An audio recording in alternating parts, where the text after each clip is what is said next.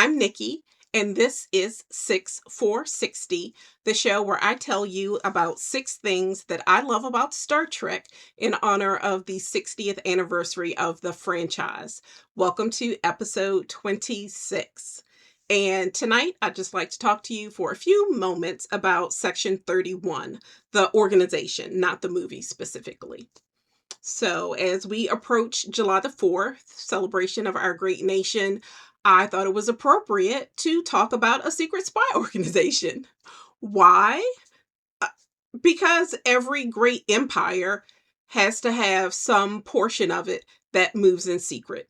And I've referenced it before, talked a little bit about it before in previous episodes, where it just makes sense. You could not have a massive uh, empire that did not have a way to move in secret, to find out about potential threats and address enemy actions and just kind of check on the world around them to, to see what was going on. And also to give itself, its public facing self, plausible deniability when things go wrong.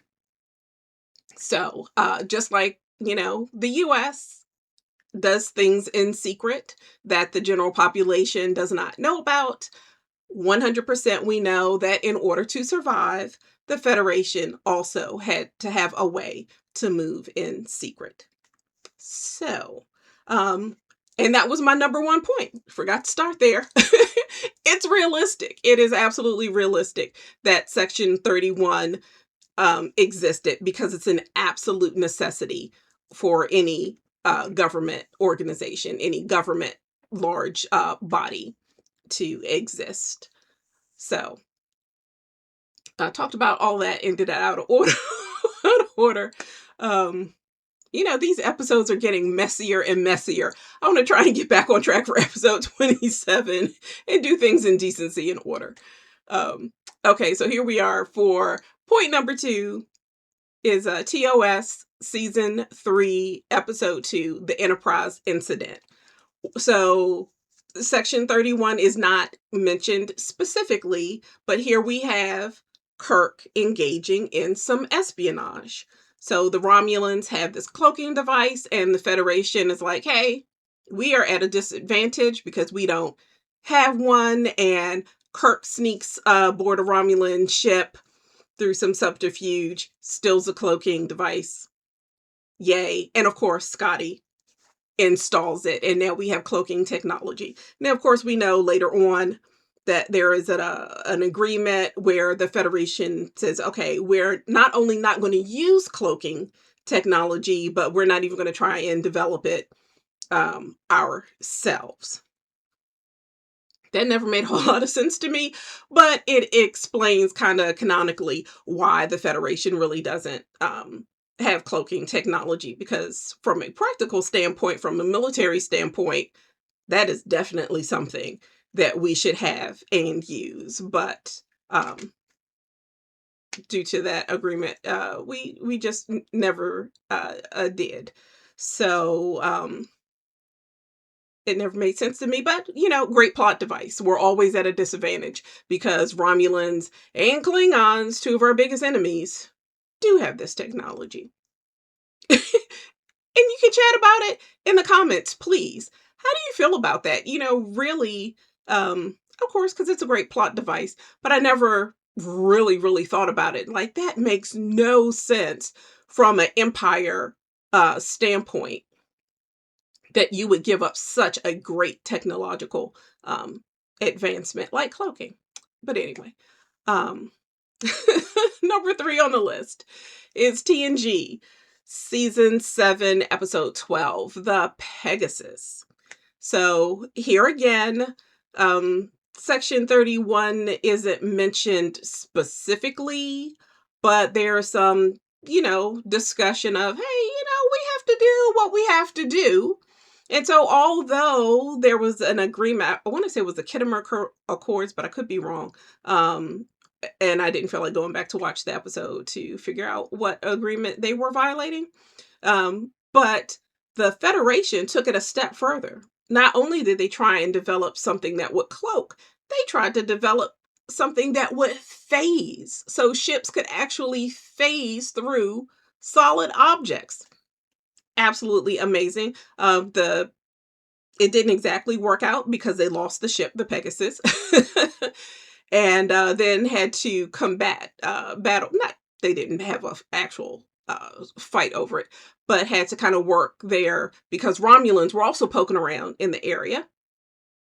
And Picard made the decision to turn the Pegasus over to the Romulans rather than violate the Accord or start a little battle and just blow the ship out the out of existence to protect the secret of the Federation.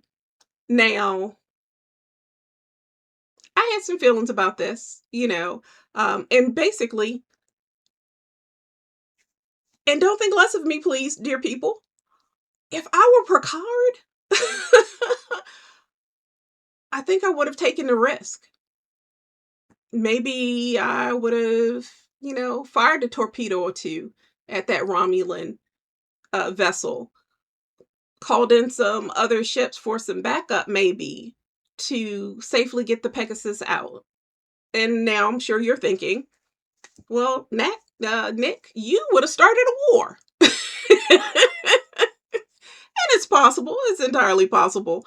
But I don't know. I feel like maybe a more cagey captain would have found a way to divert, deflect, do something.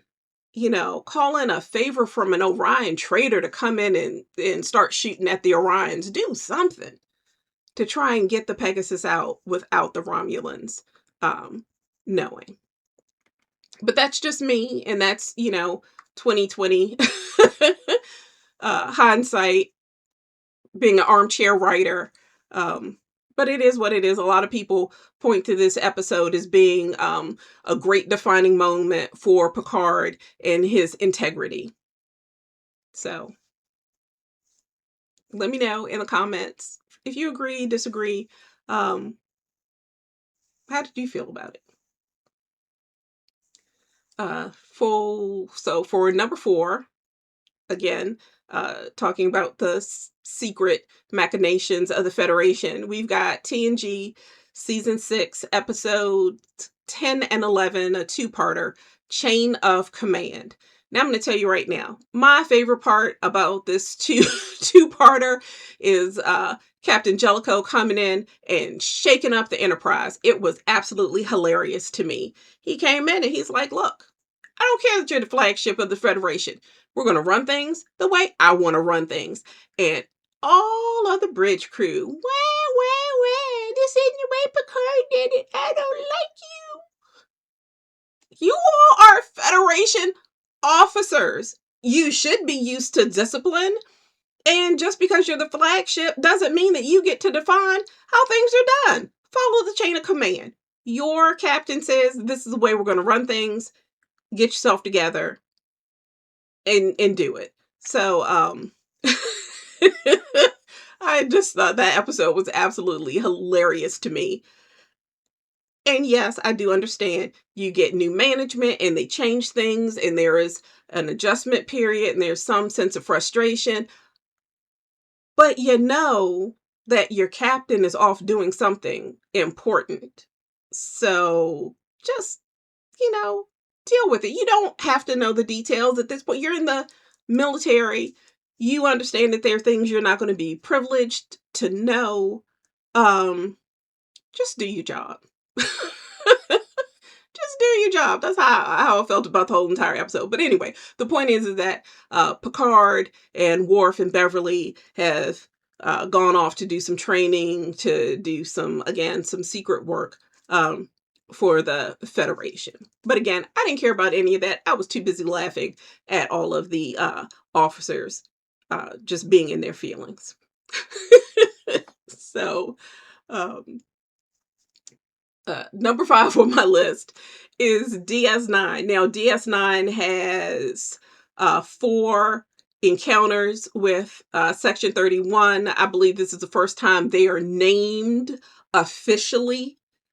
We know that there's an actual organization out there doing secret things, and we get 4 episodes in DS9 about them. So the first one is where I think Sloane comes in and tries to recruit Bashir, who is really the key point in the Section 31 episodes for DS9. Then you've got did I give you the episode number? I'm talking so fast. So the first one is Inquisition Season 6, Episode 18. The second one is Inter Arma Inum Silent Lake. Anyway, I've mangled that name, but it's Season 7, Episode 16, where Bashir sent off to a conference to kind of do some machinations with the Romulans. Season 7, Episode 21, When It Rains. Again, when we find out that Section 31 has been doing stuff from a biological warfare perspective. And then in Season 7, Episode 23, Extreme Measures, where Bashir and Miles do some really questionable activities to Sloane, the only known agent of Section 31 that we encounter in DS9. To try and get the formula to cure Odo and his people. So my favorite thing about all of these episodes in DS9 is that even though they talk about Section 31, it exists, but not officially. So, they acknowledge that there is a Section 31, but nobody else will officially acknowledge that it really, truly exists. And the only representative you ever see is Sloane. So it would, I won't say it would, it could make sense that really Section 31 is just a bunch of individual operatives moving about, working covertly, kind of independently. So if one is captured, the entire organization remains secret, unlike the Tal Shiar. But we don't know the structure of Section 31. We don't know really how they exist. If you take into account how they're presented in Discovery, they seem to be not secret at all. You've got the black comm badges and they're out in jackets and, baseball caps. They probably got a LinkedIn profile. I mean,